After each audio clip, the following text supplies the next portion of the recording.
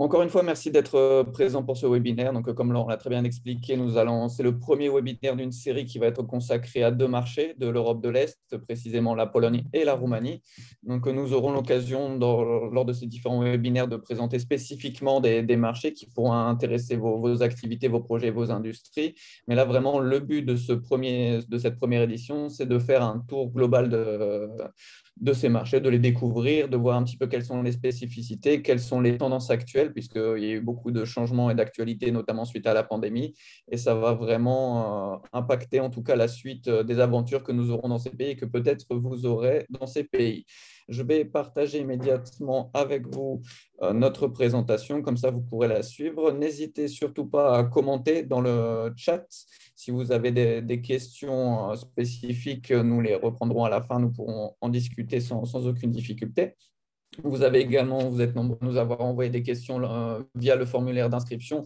Donc, nous prendrons 5 minutes à la fin pour y répondre. Si nous n'avons pas le temps de répondre à toutes les questions, nous reviendrons par mail individuellement vers chacun et chacune d'entre vous, sachant que voilà, on va essayer de se tenir dans les 30 minutes imparties pour éviter que cela vous prenne trop de temps et qu'on reste de manière globale sur notre programme, qu'on puisse voir, comme je le disais, de manière assez large ces marchés. Donc, tout simplement, le programme, nous allons voir la présentation des marchés, nous allons voir quelles sont les implantations actuelles françaises et francophones dans ces deux pays, la Pologne et la Roumanie. Et enfin, surtout, ce qui va nous intéresser, ça va être les opportunités. Et je vais laisser la parole à Laurent pour nous présenter le marché polonais dans un premier temps. Donc, bonjour à tous, rebonjour à tous. Donc, rapidement, bon, la Pologne, c'est un des plus gros pays, c'est le plus gros pays des PECO, avec à peu près 38 millions d'habitants, même si actuellement, on est sur une forte baisse prévue dans le futur. Donc, actuellement, on est 38 millions d'habitants. On risque d'après les derniers éléments, arriver à 30 millions d'ici 2050. Une main-d'œuvre qui est éduquée, qui est avec de très bonnes écoles, très bonnes formations, un pouvoir d'achat qui est en forte augmentation.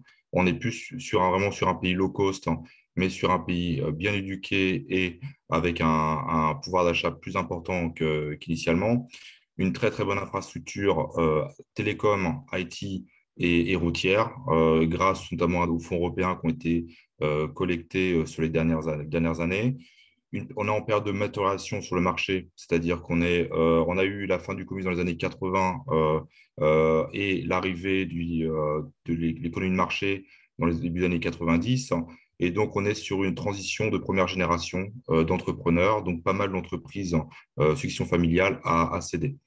Des secteurs industriels qui sont très importants pour actuellement le besoin de réindustrialisation de l'Europe. On parle rapidement d'injection plastique, de métal, de bois, d'assemblage, des environnements propices à des synergies, car en Pologne, nous avons pas mal de bassins spécifiques dédiés à des activités, comme l'aéronautique notamment, l'automobile, et dernièrement sur l'hydrogène. Des entreprises françaises, il y en a quelques-unes aussi, il y en a plus de 1000, hein, d'après le dernier recensement fait par la Chambre de commerce et CFP, et un secteur en fort changement avec des consolidations, comme déjà évoqué, des développements de nouveaux projets, des énergies renouvelables, des nouveaux types d'activités comme les centrales nucléaires ou l'hydrogène.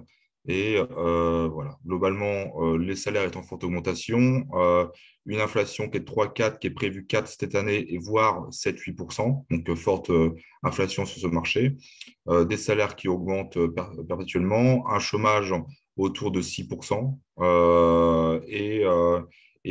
par contre des fonds européens prévus assez importants, autour de 750 milliards sur la période 2021-2027. Et voilà, je passe la parole maintenant à Fabien pour le marché roumain.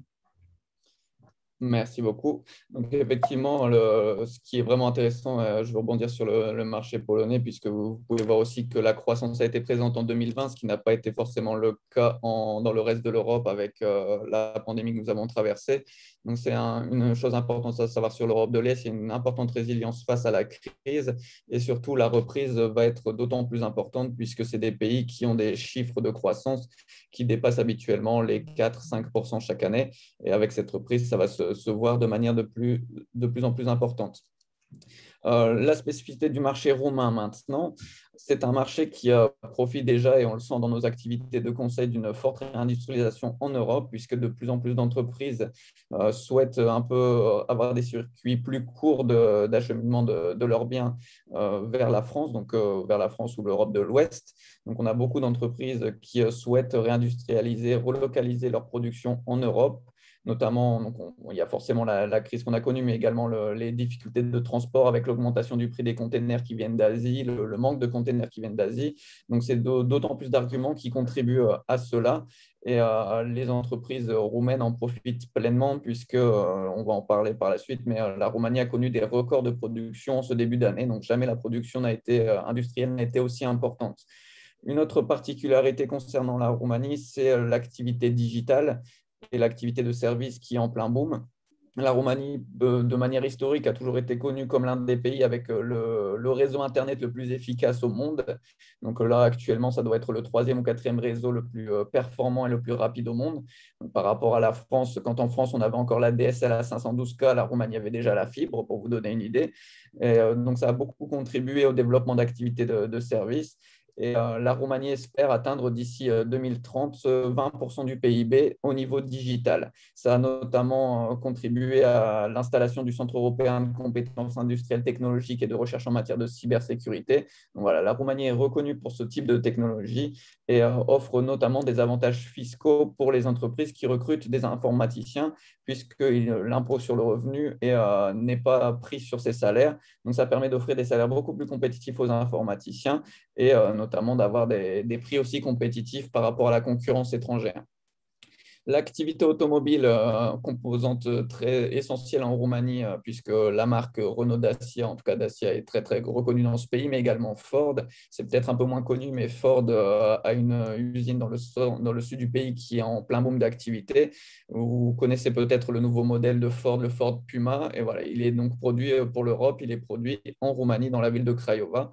Donc l'entreprise automobile emploie encore des dizaines, centaines de milliers de personnes dans le pays et toutes les activités de sous-traitance qui axent autour donc, font en tout cas une part importante de l'industrie qui est en pleine activité, malgré le fait qu'on va quand même attendre, à cause du manque de composants électroniques, on va peut-être se confronter dans les prochains mois à des difficultés à ce niveau-là, donc ça reste un sujet à surveiller.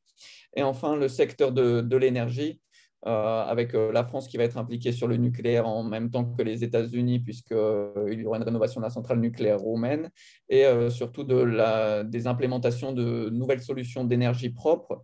La Roumanie va tester notamment une usine à hydrogène, donc, qui va être une première en Europe et qui est déjà surveillée par plusieurs pays qui souhaitent reproduire ce modèle.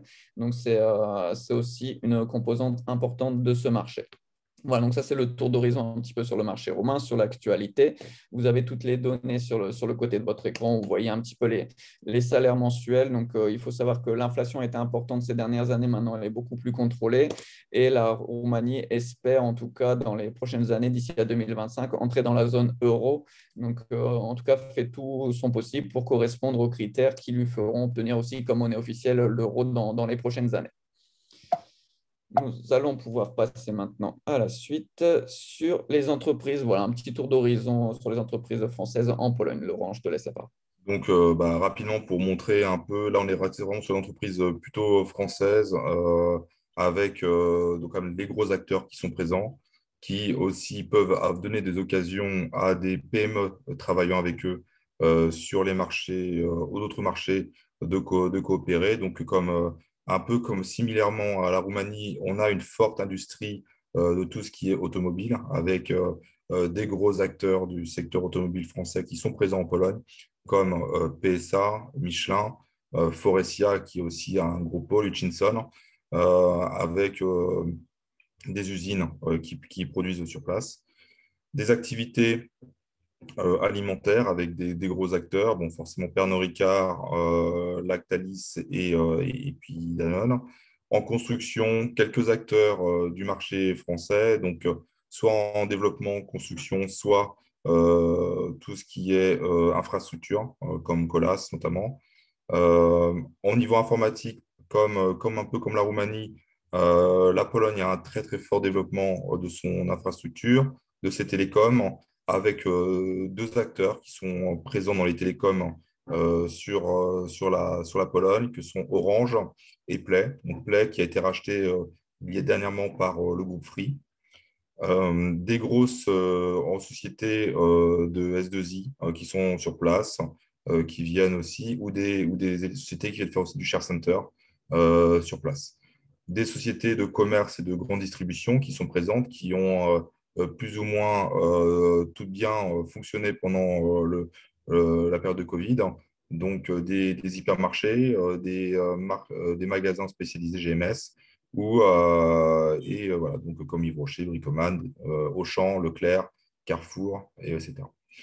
Au niveau de la finance et assurance, ce qu'on voit aussi, c'est que des banques qui sont présentes sur place, notamment BNP Paribas, qui est là avec, en tant que, si je ne dis pas de bêtises, entre quatrième et cinquième position sur place, donc avec un vrai développement local, et d'autres sociétés qui sont comme Sodexo et Edenred sur des bénéfices pour les salariés, ce qui est hyper important dans le sens où actuellement avec un marché à 6% de chômage, forcément bah, le côté bénéfice va être aussi assez important pour les salariés. Voilà.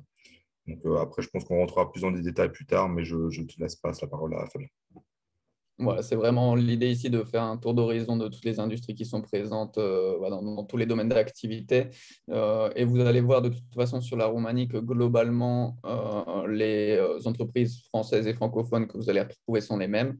Sachant qu'en Roumanie, il y a une particularité, c'est que le pôle, en tout cas, des industries françaises se concentre surtout sur Bucarest, c'est-à-dire que c'est la capitale qui attire toutes ces industries. L'industrie automobile est principalement autour de la ville de Pitești, où l'usine principale Renault Dacia se trouve.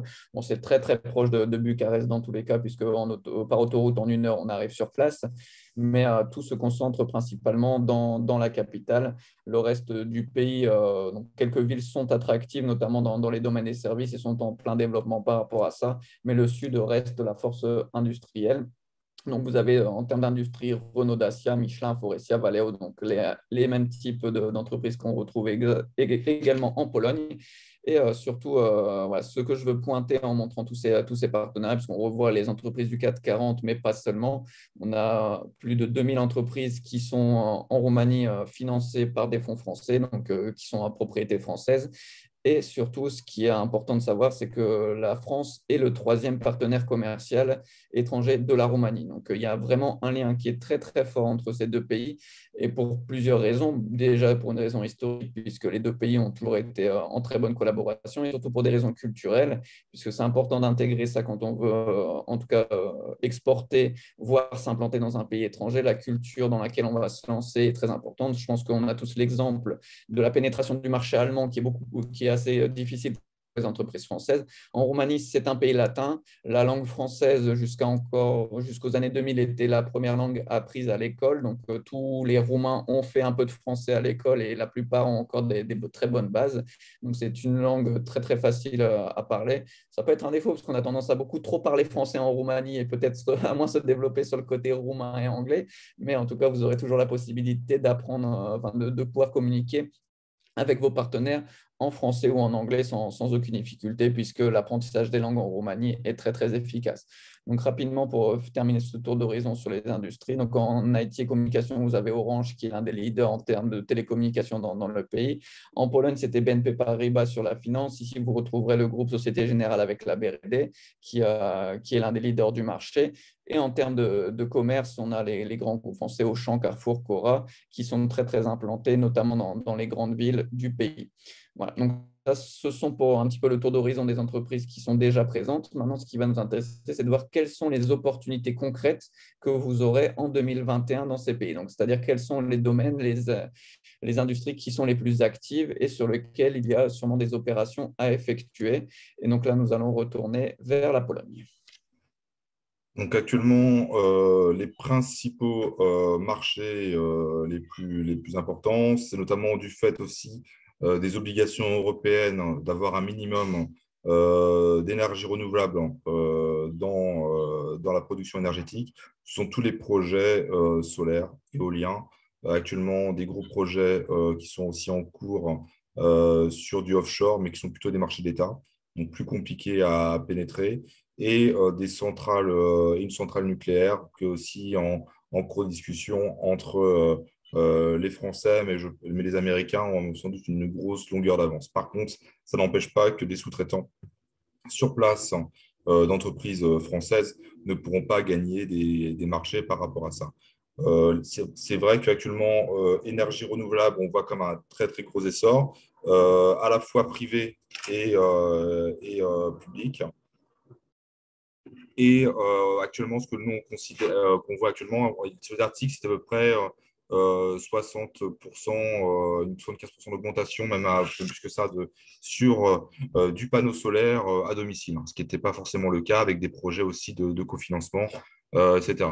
Pour deux raisons. Là, c'est sur l'aspect particulier et individuel. La première chose, ça va être l'augmentation du prix de l'énergie continue, qui est assez forte. La deuxième chose, ça va être aussi un hiver qui a été un peu plus froid cette année que l'année précédente. Voilà. Voilà. Donc, sur le deuxième sujet, ça va être GDD, GMS. Par contre, sur des produits très spécifiques, il faut faire aussi attention sur le positionnement, le prix, qui est toujours un système important en Pologne, et aussi sur le côté n'existant pas en Pologne. Parce que les jeunes polonais, 75% ont décidé, sont plutôt pour acheter des produits faits en Pologne.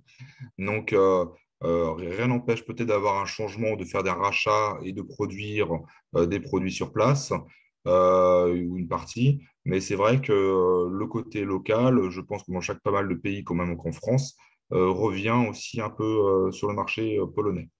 L'aspect aéronautique automobile, on voit aussi des développements d'un projet de voiture polonaise.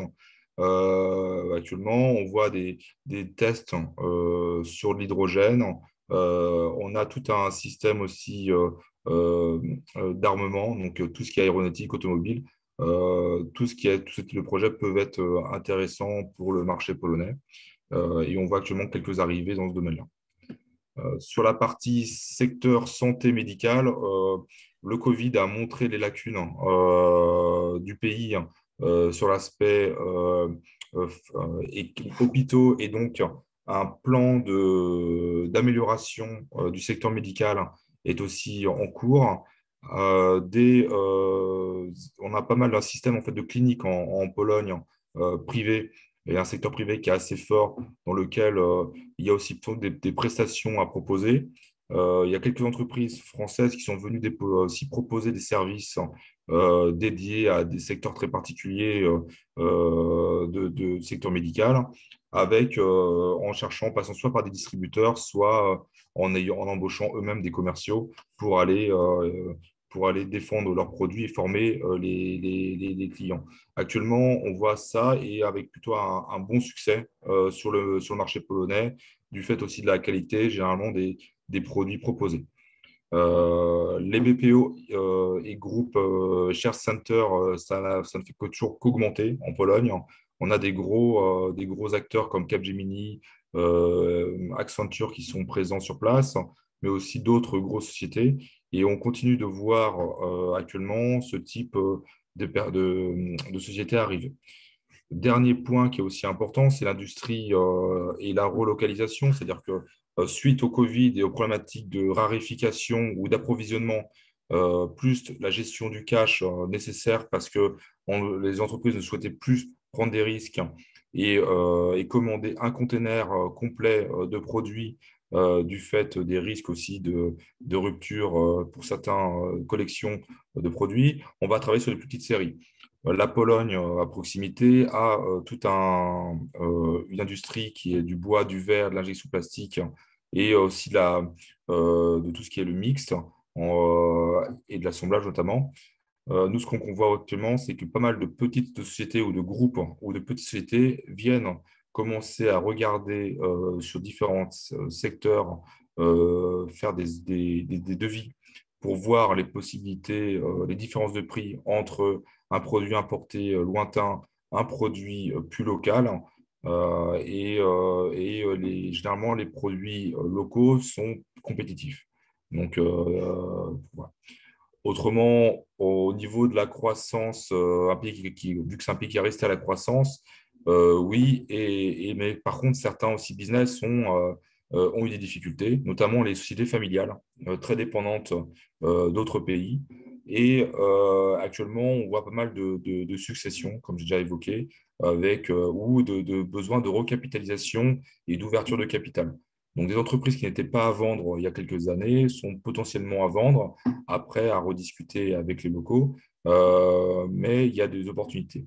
Au niveau investissement immobilier, on a eu aussi un fort mouvement. On est passé du tout galerie commerciale et tout hypermarché en construction à tout énergie renouvelable et centre logistique pour répondre aux besoins de marché. L'assemblage, c'est aussi un des gros points importants, et la distribution. Donc après, à voir en fonction aussi des acteurs locaux. Voilà. Donc ouais, je pense que voilà, ça c'est global. Après, on pourra rentrer sur des secteurs beaucoup plus spécifiques, mais je te passe la main maintenant, Ophélie. Merci beaucoup, Laurent. Rapidement donc, sur la Roumanie pour qu'on puisse s'encadrer. Les différents secteurs que vous voyez ici sur votre écran sont des secteurs qui sont éligibles au plan de relance qui est assez ambitieux de la part de la Roumanie, puisqu'il s'agit d'un plan de relance de 80 milliards d'euros d'ici à 2030. Donc, ça offre déjà à la Roumanie l'une des croissances les plus importantes attendues en 2021, avec plus 4,2%.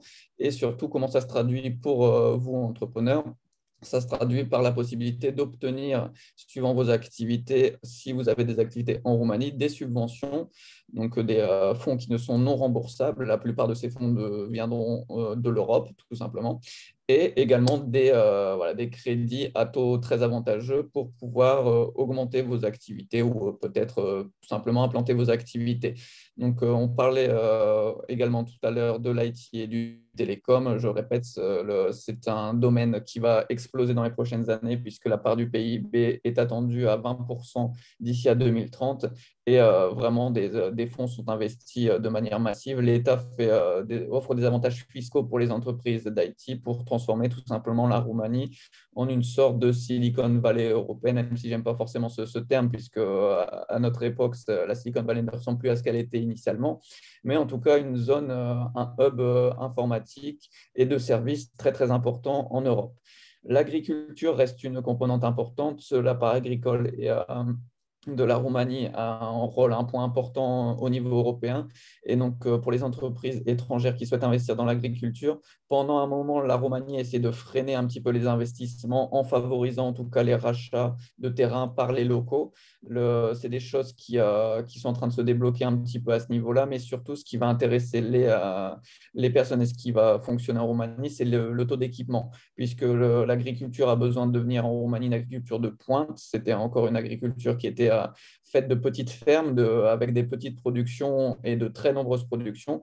Et maintenant, c'est en train de devenir un peu des super fermes qui ont besoin d'équipement. Donc, les entreprises qui proposent de la location de matériel ou de la vente de matériel agricole ont tout à y gagner. Le bois et le plastique profitent de la réindustrialisation dont on parlait plus tôt. J'évoquais des clients nous contactant pour justement relocaliser leur production. Et ben, le bois et le plastique font partie des industries qui sont assez compétitives, notamment par rapport aux pays asiatiques. Donc, Laurent l'évoquait, il y a des calculs qui sont faits, il y a pas mal de demandes de devis qui sont faites. Tout simplement, les prix seront forcément un tout petit peu plus chers qu'en Asie, ça, on ne pourra pas contourner ça. Mais l'avantage de la flexibilité, le fait de pouvoir commander des plus petites productions, le fait d'avoir des délais de livraison assurés et beaucoup plus courts, offre une compensation, on va dire, à cette augmentation tarifaire qui peut être assumée par les entreprises. L'industrie automobile reste, encore une fois, je le répète, très, très active, mais notamment on revoit un regain du textile pour la même raison de la réindustrialisation en Europe.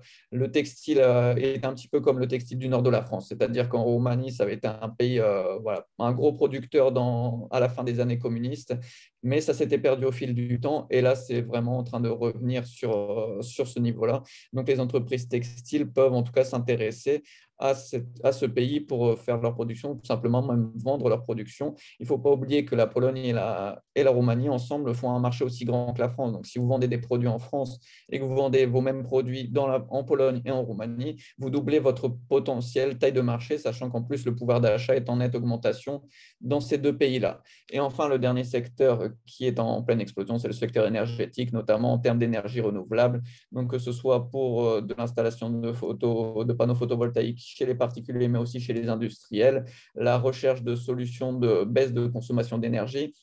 Ça peut être l'amélioration des techniques d'isolation. L'État, par exemple, finance de très gros programmes d'isolation thermique des bâtiments publics, mais également des bâtiments privés. C'est quelque chose qui est assumé par l'État. Et donc, des entreprises peuvent rafler des très gros appels d'offres dans ces domaines d'activité. Voilà, donc c'est un petit tour des activités. Vraiment, je voulais pointer du doigt le fait que c'est des secteurs d'activité qui peuvent bénéficier du plan de relance en Roumanie, qui peuvent bénéficier de subventions, qui peuvent bénéficier d'aide de l'État pour de l'implantation et pour de l'augmentation d'activité. Donc, n'hésitez surtout pas à nous contacter par rapport à ça si vous souhaitez savoir comment fonctionnent ces subventions. Nous avons fini à peu près, nous avons fait le tour voilà, de ce que nous avions à dire dans cette introduction. Vous avez ici nos données de contact et je voudrais quand même qu'on puisse prendre 5 petites minutes à la fin, parce qu'on a commencé un petit peu en retard, pour répondre à vos questions si jamais vous en avez. Donc, n'hésitez pas à les poser. Je vais arrêter de partager mon écran ici. Voilà, n'hésitez pas à les poser. Je vois ici. euh, alors, je prends connaissance maintenant de vos questions parce que j'ai enregistré. Est-ce que vous donnez aussi les informations de réglementation légaux? Oui, donc c'est-à-dire que si vous avez des questions sur de la réglementation spécifique par rapport à un marché, ça peut être la réglementation de l'énergie, par exemple. Je parlais de l'énergie. Oui, bien évidemment, nous sommes à même de fournir ces informations. Laurent, tu me confirmes ça? Oui, je confirme. Donc là, on avait par exemple licence pour les essences. Donc je suppose, voilà, donc pour tout ce qui est ressources naturelles. Oui, donc si vous nous contactez, on sera en mesure de discuter par rapport à votre projet spécifique, quels sont vos besoins. Donc pour la Roumanie et pour la Pologne. Donc pour la Roumanie, vous disiez, donc n'hésitez pas à me contacter sur mon adresse mail. Et voilà, c'est une question qui sera répondue de manière spécifique. Si vous avez des questions, n'hésitez pas à vous démuter, à activer votre microphone. Sinon, nous avons également des questions en attente, donc n'hésitez pas, si quelqu'un veut prendre la parole, c'est le moment.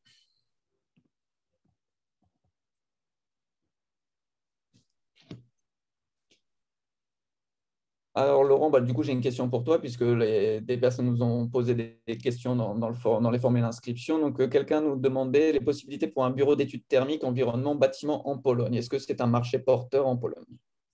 Ouais, en Pologne, actuellement, il y a une vraie question. On a plusieurs problématiques actuellement. C'est notamment une problématique qui va être donc de tout ce qui est air et de qualité de l'air. Donc, avec une vraie demande, un vrai besoin sur place d'avoir des activités qui permettent de dépolluer les maisons. Donc, déjà, si jamais dans la partie, il y a déjà un côté, dans son activité, il a une activité, je suis capable de mieux vous isoler pour éviter de vous faire rentrer, par exemple, des particules fines, il y a un vrai besoin. Deuxième problématique, l'énergie a augmenté et est en constante augmentation depuis quelques années. Les hivers sont froids et on a pas mal de passoires thermiques sur la Pologne, donc à la fois des bureaux, des maisons personnelles etc. Et donc actuellement, on a, à mon avis, un vrai besoin de ce type de service. Après, à déterminer si le plus intéressant est sur du court terme, rentrer sur du professionnel ou sur du privé. Très bien, merci beaucoup. Nous avons également une question sur les opportunités dans le domaine santé en Roumanie.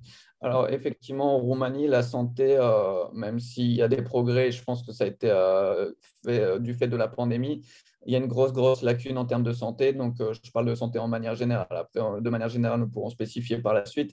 Mais les hôpitaux sont dans des états catastrophiques. C'est pour ça que dans le plan de relance, il y a également est inclus la construction de 5 hôpitaux régionaux sur des fonds européens pour justement moderniser ça. On a eu plusieurs cas, et ça a été assez triste, d'incendies dans des hôpitaux avec voilà, des personnes malades du Covid et donc avec des décès dans ces hôpitaux parce que les infrastructures n'étaient pas correctes, ne répondaient plus à certaines normes de sécurité.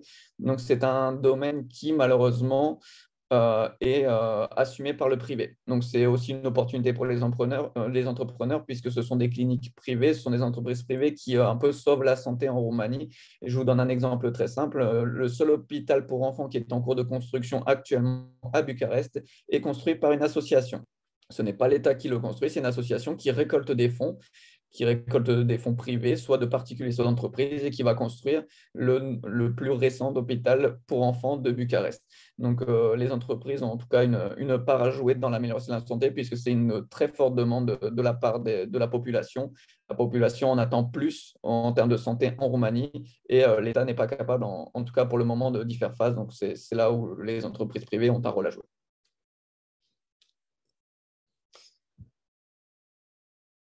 Alors, nous avons une question sur les sociétés donc pour louer des machines et de bricolage, donc de la grande section de bricolage. Donc, est-ce qu'en Pologne, tu as des informations sur ces sujets, Laurent? Nous, en Pologne, oui, il y a les gros acteurs qui sont arrivés. On a notamment Kiloutou qui s'est très, très bien implanté avec des rachats successifs de structures et avec un super succès. Euh, D'autres sociétés aussi qui font la location. On a aussi de plus en plus aussi de l'aspect location, qui est un vrai marché un complémentaire et qui, à mon avis, va continuer d'augmenter sur ce pays. Donc, à la fois, location, c'est assez large, ça peut être gros matériel ou petit matériel. Donc, après, ça va dépendre vraiment des coûts aussi d'utilisation, parce qu'en Pologne, on regarde tout par le spectre prix. Voilà. Après, je pense que la question était plus orientée sur la Roumanie, puisqu'elle venait de Dariusz, qui est plutôt polonais. Vas-y. Alors, effectivement, sur la Roumanie, donc, la location, on est donc, en plein balbutiement, on est à ses débuts, donc on n'a pas encore de gros acteurs sur le marché.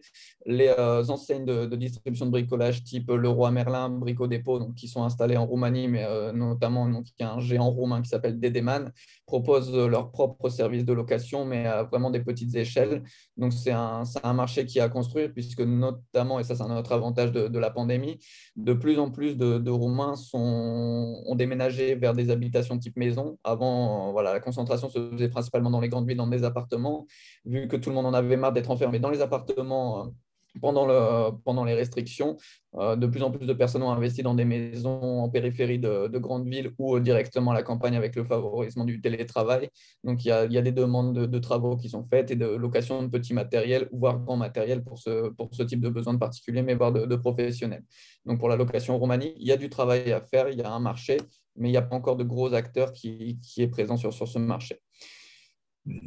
Petite Oui. question, la question habituelle Après, sur le marché roumain.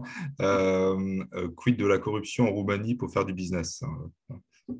Alors, la corruption, on ne peut pas dire qu'elle n'existe plus, ça c'est une certitude. Ça va dépendre encore une fois des marchés. C'est-à-dire que pour obtenir certains marchés publics, malheureusement, des entreprises donc, vont être favorisées, notamment parce qu'elles ont des relations politiques qui sont avantageuses.